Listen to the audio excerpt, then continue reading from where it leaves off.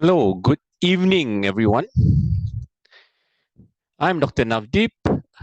On behalf of MSART, I extend a warm welcome to you all joining us today for this webinar, co-organized with TMC Fertility and Women Specialist Center. MSART is a non-profit organization that represents Malaysian ERT practitioners and allied health professionals in the field of fertility practice. Over the years, we have made significant progress in encouraging information exchange through conferences and educational events, building a culture of collaborative learning and growth. This year, we planned a series of activities specifically for healthcare professionals like yourself. We are providing webinars on a variety of fertility subjects, and our annual conference is set for October the 5th and 6th this year in Sunway. I believe this is an excellent opportunity for you to broaden your knowledge and network with other professionals in our field. So I extend a cordial welcome to you all to join us in our mission of enhancing fertility care not only in Malaysia but also beyond our borders. So today's agenda, moving on today, we have a webinar. We will be listening to a wonderful lecture on introduction of progesterone primed ovarian stimulation protocol by Dr. Chong Kuoh Ren, who is a consultant obstetrician and gynecologist and fertility specialist in TMC Fertility and Women Specialist Center in Puchong. For the audience, I would encourage you all to submit your questions in the Q&A box while the speaker is delivering his talk. Your questions will be addressed during the Q&A session at the end of the webinar. So a bit on the speaker. Dr. Chong has been working with us in TMC Fertility Center for the last 9 years. He has worked in several major hospitals, namely Hospital Melaka, HTI in Klang, and University of Malaya, and also Sungai Buloh. Having specialized in fertility, Dr. Chong has helped women with trouble of conceiving since 2006 and keeps himself abreast with the latest treatment technology available in this rapidly growing field. He has given talks, numerous talks before in NGO forums and also interviewed in national media. Dr. Chong graduated from both his bachelor's degree and also his master's degree. He also has the MRCOG from the UK. He is also a very good laparoscopic surgeon, as he's been trained in he holds a fellowship in minimal invasive surgery. Without further ado, I'd like to invite Dr. Chong Kuoh Ren to give his talk for today. Dr. Chong, over to you. Hello, everyone. Good evening. Thank you for joining us tonight. Okay, this is the fourth webinar series in the MSART CME webinar session. Okay, I hope you guys are well. Okay, it's raining quite cats and dogs outside, so I hope you guys make it back home safely. And those of you who are stuck in jam and still willing to tune in to this webinar, I thank you very much as well. Okay, now our topic for today will be progestin prime ovarian stimulation, or I would like to call this short protocol version 2. Okay, so what is this progesterone? What is this PPOS all about? Okay, now before I start, I would like to say this is not a sponsored talk. Okay? Now, I would like to begin with the summary. Okay, for those of you who are very busy because today is a weekday, this is this whole thing. This is my whole talk. Okay, so progestrogens can effectively inhibit spontaneous ovulation by blocking the LH surge. Okay, and the reproductive outcomes so far are good and appear Sorry, similar. I'd like to pause for a while, Chong. I think Yes. you have to change the screen because your we are seeing your speaker's view. Oh, okay.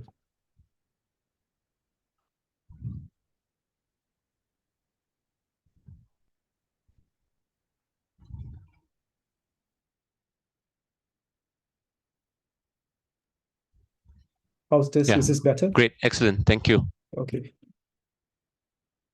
Okay, so let's go on to physiology. Every undergraduate's favorite subject.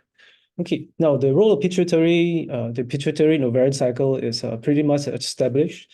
The top of the brain, the command center is the hypothalamus, and this secretes the gonadotrophin-releasing hormones, which in turn stimulates the pituitary to release the FSH and LH.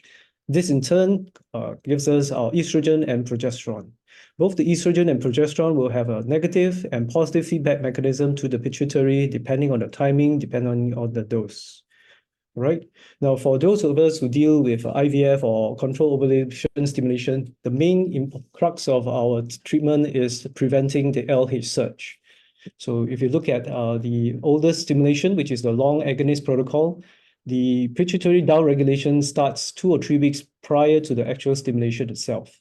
Then we moved on to the GnRH antagonist protocol, where we have a direct gonadotropin suppression with GnRH antagonists. And now we have the PPOS, whereby the suppression is given by giving progestogens, right? So if you compare the control ovulation stimulation on the SHOP protocol and PPOS is almost similar. So the regimen starts on day 2 or day 3 of the menstrual cycle. And instead of only giving the gonadotropins, we start the progestins together at the same time. When the follicles have reached the target size, maybe 18 millimeters or 20 millimeters, then we can give the trigger injection so to cause the final maturation before we do the oocyte collection. Now, what are progestins? Progestins are steroidal hormones, natural or man-made, that produces progestogen-like actions. So, for example, medroxyprogesterone acetate, norethicirone, norgestrel, dydrogesterone, and etc. Now, traditionally, as gynecologists, okay, we use it for various indications. We can induce characteristic changes in the estrogen prime endometrium, especially for our FET cycles. It can be used as a contraception together with estrogen for follicle suppression. And when ladies are pregnant and they have a threatened miscarriage, we can use progesterone to inhibit uterine contractility.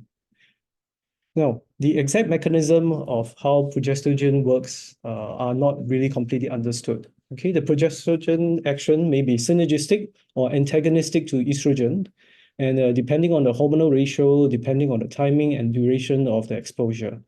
Now, progestogen timing seems to reduce the pulsatile release of GnRH from the hypothalamus, therefore suppressing the LH surge. Now, why is this PPOS, only getting popular the past couple of years? So why now? Now, as we know, if we expose the endometrium to progestrogens very early on in the follicular cycle, this will cause it to change to a secretory form of lining. So if we are planning to do a fresh embryo transfer a few days after the OPU, the endometrium will be non-synchronized and the receptivity will be very, very low. So with modern vitrification technology, our post-warming survival rates are almost 98%, 99%. This allows us to have safe cryopreservation of the embryos. So this is why PPOS we can use PPOS with confidence. Okay, let's have a look at literature review. Okay, so this did this search on PubMed recently, probably only a few days ago. So if you key in progesterone prime ovarian stimulation, there are over 100 and almost 150 published papers on this topic. Now, let's look at the most famous PPOS study, okay, which was published in Fertility Sterility in 2015, almost 8 years ago, by Professor Kwang's group in Shanghai. So what they did was they had a look at medroxyprogesterone, and the study objective is whether they could prevent LH surge with MPA. And also the secondary objective is to compare cycle characteristics as well as FET pregnancy outcomes.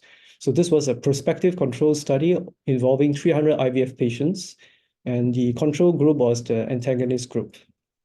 So what they did was gonadotropins and the MPA was started on the menstrual cycle day 3. The doses were between 150 to 225, depending on the antral follicle count on just before stimulation.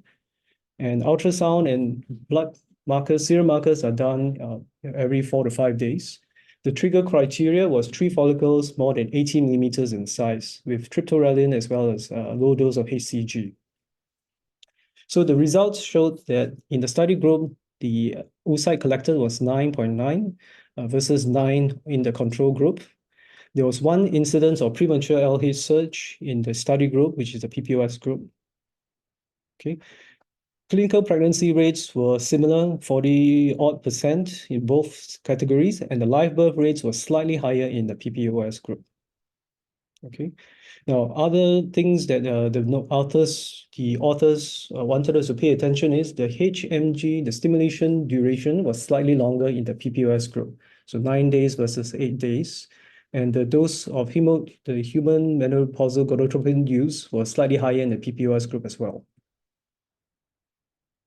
So the conclusion was MPA, medroxyprogesterone, was an effective alternative to prevent premature LH ovulation. The cost was, there's a bit of cost saving because it was an oral route, and that's the main advantage. The disadvantage of this method is the higher dose of gonadotropins was used, and they recommend that further RCTs are needed.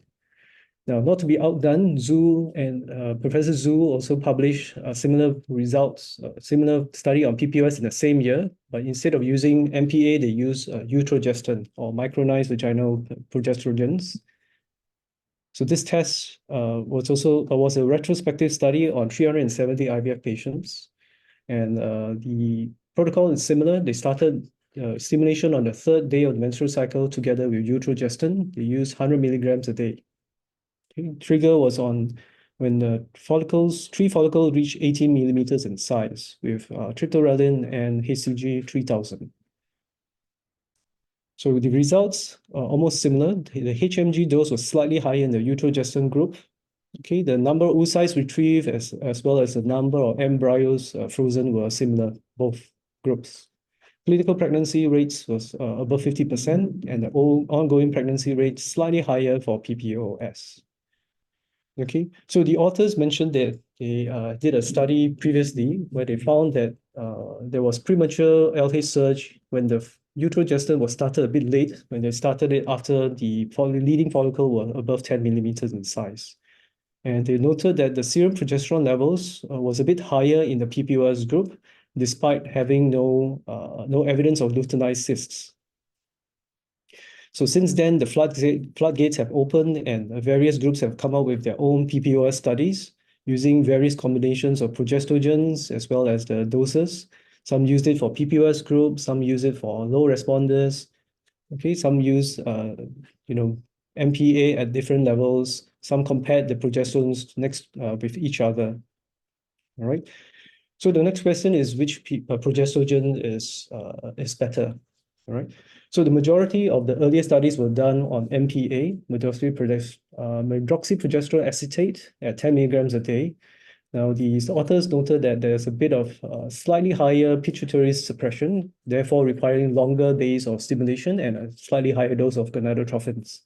Now, the MVP, the utrogestans, it's a natural exogenous progesterone.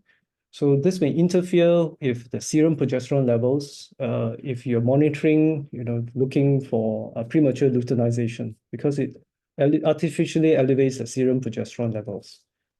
Okay. Now there are other studies done using desogestrel or Cisaret, okay, which we use for the progesterone-only pills. There's also a study done using Dionogest or Visane, okay, which they advocate for ladies if they have endometriosis. Now, the newer studies, they tend to use dydrogestan at the doses of 10 milligrams or 20 milligrams as an alternative to MPA. As we know, dydrogestan can be used as luteal support. It's used also in early pregnancy, okay, and it's found to be safe for fetuses. Now, this is a fairly new paper published just 1 month ago on the R Reproductive Biomedicine Online. So what this study does is they looked at dydrogestan to suppress LH in the mid-follicular cycle, meaning they start the dydrogestan on day 7 of the stimulation cycle. So the study sample was very interesting. They did the sample study, this study on egg donors, okay, who did 2 ovarian donations, egg donation cycles back to back. So the first cycle, they did PPOS or GnRH, and the subsequent cycle, they switched to PPOS or GnRH. Okay, so they worked as their own control, yeah, so to speak. Okay, so they did a cycle, the study on 64 egg donors, right? So both of them started either the dydrogesterone or the GnRH antagonist on day 7 of the menstrual cycle. So the results, the number of Cumulus oocyte complex and M2 was similar. Duration of stimulation was similar. Total gonadotropins used in both cases was same. Now, they found that the total cost while using the PPOS was 25% lower compared to using a traditional antagonist cycle. Okay, there were no cases of premature ovulation in both studies. Now, there's a meta-analysis in 2020 on poor responders. So the poor responders, the criteria was 2 out of 3, either advanced maternal age, which is more than 40 years old, low response in the previous ovarian stimulation cycle, or decreased ovarian markers, for example, low AFC, antral follicle counts, or low AMH. Now, they grouped the studies into 3 broad categories. Number 1 is PPOS versus traditional Chinese stimulation, minimal stimulation. The second, of course, it's the antagonist protocol. The third one is with ultra short GnRH protocol, which is the ultra flare protocol. All right. Now, individually by themselves, they don't reach significance, but as a whole group, okay, as a meta-analysis, okay, the number of mature eggs collected favors PPOS. And what about the number of embryos frozen? So in all categories, PPOS is superior, and altogether they favor PPOS. Cumulative pregnancy, individually they do not reach significance, but if taken as a group, okay, PPOS is superior to the other stimulation methods. Now, cycle cancellation is also less in PPOS groups. Okay, so in 2022, Huang and his group tried using PPOS in random start cycles on 86 women. Okay, these women are ladies who have recent cancer diagnosis and they wish to have fertility preservation. So 70% of them have breast cancer, the rest have hematological cancers, for example, leukemia. For breast cancer ladies with estrogen positive receptors, letrozole was added during the stimulation cycle. Okay, they were stimulated between 150 to 200 units of HNG or FSH, okay, with dydrogesterone as the PPOS component and letrozole. The trigger was HCG as well as buserelin. So oocyte collected was 12 versus 10. Okay, it looks slightly favors PPOS, but this did not reach statistical significance. In 25% of the antagonist group, the patient started menstruation before oocyte collection. Okay, whereas only one patient had their menses prior to oocyte collection. Now, what about the safety of the embryos? Okay, because we're exposing, the developing follicles, developing oocytes with progesterone. Does it have any effect on the quality of the embryos subsequently? So there's a retrospective study done, published by Yang in 2022, which involves 170 cycles. So using dydrogesterone. The results showed similar rates of oocyte collected, M2 oocytes, embryo biopsy, as well as euploidy rates. Okay, not to be outdone, Giles also did a multi-centered retrospective cohort study.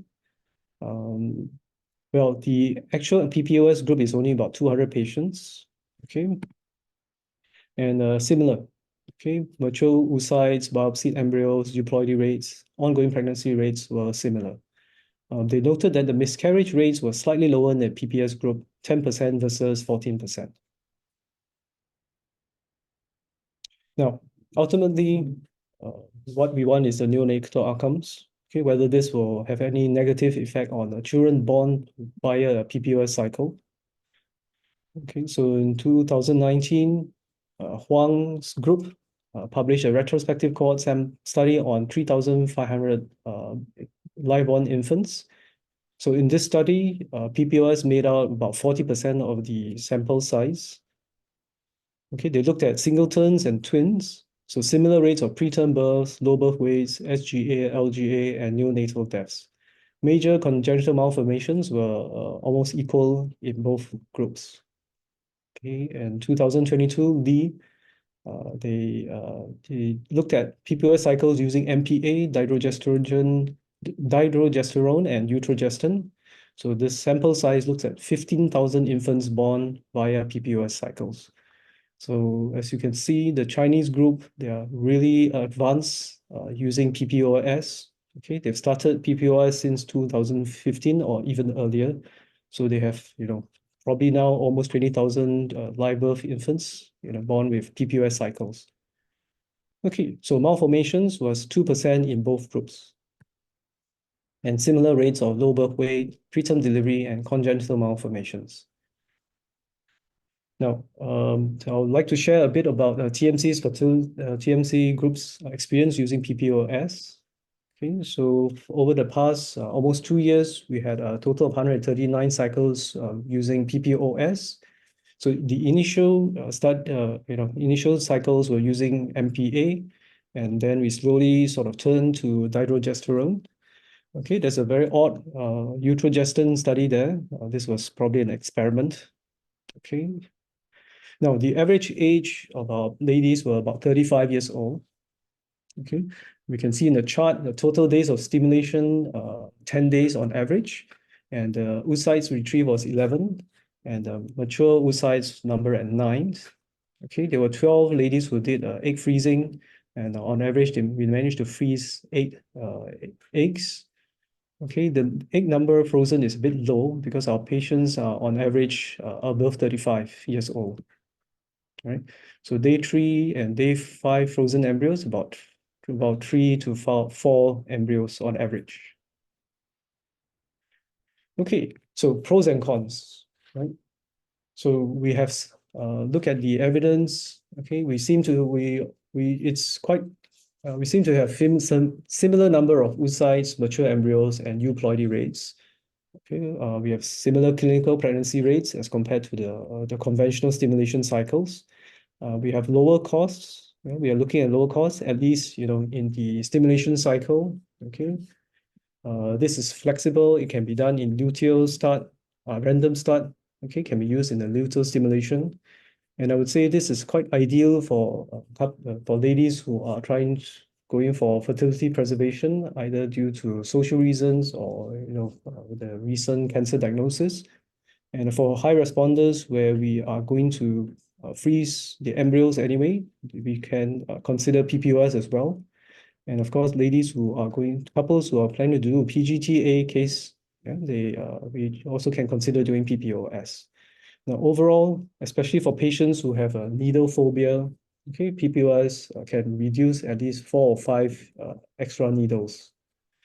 Now, the downside of PPOS is this is definitely not for fresh embryo transfer, as the endometrium will be non-synchronous. And centers, of course, clinicians who wish to try PPOS, they have to make sure they have a good cryopreservation services. We will need an interval FET cycle in the subsequent month or 1 or 2 months later. So this will increase the time to conception. Okay, and of course, there's a cost of unfreezing and the frozen embryo cycle as well. Now, long-term data on children born of PPOS is not that extensive. We only have up to a couple of years old. We don't have until the teens, teenage years. All right. So in summary, progesterone can be used to inhibit the LH surge in the IVF cycle. The reproductive outcomes appears to be similar to conventional stimulation. The stimulation cycle with PPOS has a lower cost, okay, and easier administration for the patients. I would say that this should be the first choice for ovarian stimulation if you are thinking about fertility preservation or PGC cycles or women at risk of OHSS. Okay, so reminder again, this is definitely not for fresh embryo transfer. Okay, so that's the end of my webinar. Thank you very much, Chong, for the interesting presentation and very nice data you shared with us. So, are there any questions from the floor? Let's have a look at the Q&A. Right, the first question from Dr. Agilan. Dr. Chong, in your practice, how do you select patient for PPS simulation? Any criteria you use? Well, I would say about 80% of my patients are PPOS. Okay, so I use PPOS in if they have not done IVF cycles before, it's the first time, and if they have done other cycles, this is their second round. Okay, with short anterogist, I would also use PPOS. So for my practice, I'm actually starting off with PPOS first. That's my criteria. Next question is, can you consider PPOS in empty follicular syndrome? Okay, so PPOS, okay, empty follicular syndrome. I almost had a PPOS, empty follicle syndrome, especially during when I started trying out with the PPOS with MPA. Okay, because there's a bit of a significant pituitary suppression. So the eggs that we collected is a bit lower than what we expected from the follicular scan before triggering. So the main thing is we have to make sure we give a good trigger. Okay, if the eggs are very few, not a lot, we have to give HCG, and we may even have to give a dual trigger, so combining agonist as well as HCG. Okay, if the follicles are not a lot, then I would actually suggest giving 5,000 or 10,000 HCG, 10,000 units of HCG. Next question is, can we add GnRH antagonist to PPOS? Oh, okay. So yes, So antagonists can be added to the cycle, no problems. So initially when I started, of course, I was very worried about premature ovulation. So towards the end, maybe if you see the eggs are huge and big, okay, I'll just add 1 or 2 days of antagonists. But of course, as time goes by, I slowly stopped, and just rely completely on the progestogen to prevent luteal ovulation. But there's no harm giving the antagonist as well. If you're not confident, if you think there'll be premature ovulation, you can just add the antagonist. Next question is, doctor, usually what medication you start for PPOS cycle and any other meds start in between? Okay, so the medication, if you're talking about gonadotropins, it depends on your what's available in your center. So my center, we have the usual medication. I mean, whichever brand that's convenient to you. Nowadays, I use more dihydroestrogen as the progestogen group, okay, because the safety data is there, and the patients, the progesterone level doesn't rise up too much, okay, because I monitor the serum progesterone halfway through the cycle to see whether there's any premature ovulation. So it doesn't affect blood serum progesterone monitoring. And so my choice of progestogen nowadays would be dihydrogesterone.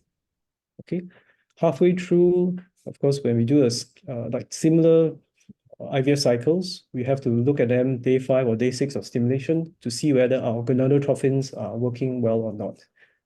Okay, so because my patients are over 35, 37 on average, so usually if they respond to my gonadotropins, I'll just continue. If they don't respond, then I have to add something with LH component, like HMG or Menopure, okay, if the eggs are not growing well.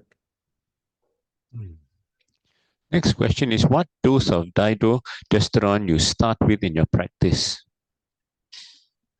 I start with 10 milligrams on the second day of the cycle.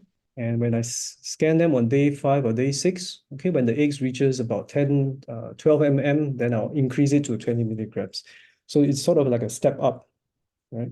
So I don't want to suppress them too early. I'll just give them about 10 milligrams of this dihydrogesterone. Then when the eggs, when the follicles reach about 12 mm, then I'll add up to 20 milligrams a day until the day of trigger. Hmm. What is the PPOS you recommend most? I think you answered that the first one, isn't it? Yes. Yeah. All right. Any other questions from the crowd? Next question. What is I think you're the what question? What is your recommended progesterone? And number 2, how do you monitor for premature ovulation? Okay. So premature ovulation, because I work in the private center clinics, so we usually do a LH as well as progesterone level on the first ultrasound visit. I mean, on day 5 or day 6 of stimulation. So LH, if it's between 2 to 10, that's pretty good. If it's going very high or the progesterone is increasing, then there's a risk of premature ovulation. And the second scan at day 9 or day 10 of stimulation, if the eggs looks all right, okay, then if the follicles looks very big, okay, I will do another P4 as well. Yeah. So with utrogestin, the P4 level is significantly higher. So that will confuse, makes the thing, the results not very accurate. Yeah. Yeah. Okay, there's another question that just came in. If we use OCP to schedule the cycle, can we start randomly to first on the day starting FSH? Not sure. There's no reason not to start, But the thing about OCPs is there's a little bit of suppression there. Okay, so depending on how long the OCP was used prior to starting, there's no harm starting the progesterone a day or two after starting the gonadotrophins. Okay, so let's say you start the gonadotrophins on day 2, maybe you can start the progestogens on the day 3 or day 4 or even day 5 or day 6. Okay, we have evidence saying that if you start, day 5, day 6, you still are still able to suppress the LH surge. Okay. And next question. How long do you recommend to start FET cycle?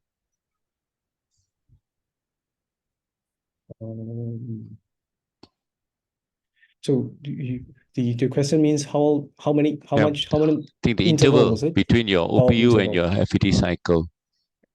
For me, I can actually start the next month. Okay. I mean, depending on how fast the ladies recover. If it's a high responder, when they have the menses and when we do the scan, they still have a lot of corpus luteal hanging around. If she's still bloated, then of course I'll advise the ladies to take 1 or 2 more months to recover first. Okay, next question. If the P4 rises during stimulation with PPOS, would you abandon the cycle?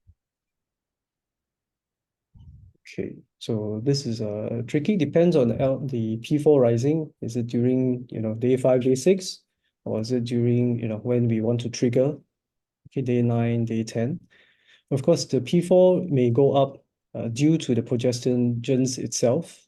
Okay, so this is probably clinical. We have to look at the ovaries. We have to see the follicles. Are they big or not? Okay, if the follicles are only 12, 10, 12 or 14 mm and the P4 is high, then probably it's the exogenous response of progesterone, serum progesterone due to our the P4 that we use, the dihydrogestin or the MPA. But if there's a 20 mm follicle and the P4 is rising, then definitely the risk of progesterone premature ovulation is there. So it depends. Okay, I mean we can't just look at the serum progesterone itself. We have to look at overall picture whether the follicles are going up or not. Okay, or we don't need to abandon immediately. We can scan again after 2 days and monitor and repeat the scan again and see what's going on. If you see a corpus luteum, then probably we have missed a premature ovulation. Next question is, any difference in outcome, especially in oocyte number comparing step-up dose versus fixed dose? Not Okay, really. it's probably slightly out of topic. So I guess this is the this is the main thing we have as IVF doctors. Do you want to step up, or do you want to fix those, or do you want to step down? All right. So I think everybody has faced this issue in our practice. I'm not sure what is the best answer. Me Yeah. personally, I would actually prefer, giving a bit extra and sort of step down. Okay, but that's my preference. Probably it would be good to categorize the patients, using Poseidon, whether they are expected good responders, expected low responders. Okay, so if you think that, the ladies have high risk of being low responder or poor responder, then definitely go for step down method. Yeah. Yeah, I Okay. guess Now, depends on the response, yeah, and the yeah. image. Okay, next question. Dr. Chong, are you using Recovel in PPOS? If yes, do you notice that there will be less oocyte collected? Yes, I use combination of Recovel with PPOS. Now, the number of oocytes is a bit difficult to say because most of my patients are, above 37, 38 with low AMH. So unless I can convince the patient to come for 2 cycles, then I have the answer, Recovel with the antagonist or Recovel with PPOS. So it's a bit difficult to say. From the past experience, I would actually say to stimulate a bit harder, okay, give them a bit higher dose. The main reason why I encourage PPOS is the cost they save from the antagonist, okay, maybe 1,000 plus. You translate into using a higher stimulation dose. Okay, so you can save at least 1,000 from the antagonist, you put it into the Recovel. Yeah. So that's Yeah, my rationale. agree, yeah. So the next two questions for the same thing. What is your experience in patient with low AMH? Do you use PPOS regime? Yes, I use PPOS regime. Okay, so with PPOS regime, we can sort of, okay, patients with low response, or where the follicles they grow a bit slower. If we start the antagonist a bit too early, when it's about 12 or 10 mm, I've noticed some patients, this antagonist, if we start too early, it actually suppresses further follicular growth, right? And sometimes we have to stimulate and collect on day 18, day 19. So the patients, they end up having a lot of antagonists. We start them on day 6, that end up 10 days of antagonists. Right. So with PPOS, we can reduce the number of injections that you get, and we can sort of hold on, and push the stimulation a bit further, without worrying that the antagonist may suppress, further follicular growth. Mm. Yep. All right. Any more questions from the floor? I think that's it. Okay. So I think we can end the session tonight. Thank you very much, Dr. Chong, for the fantastic talk and nice answers in the Q&A. And to everyone, all the participants, thank you very much for attending our talk. And I look forward to see you all again for our next webinar later. Okay, with that, I think we can end the session tonight. Thank you very much, and good night. Have a good day. Okay, Good night, bye-bye. everyone. Good night. Bye.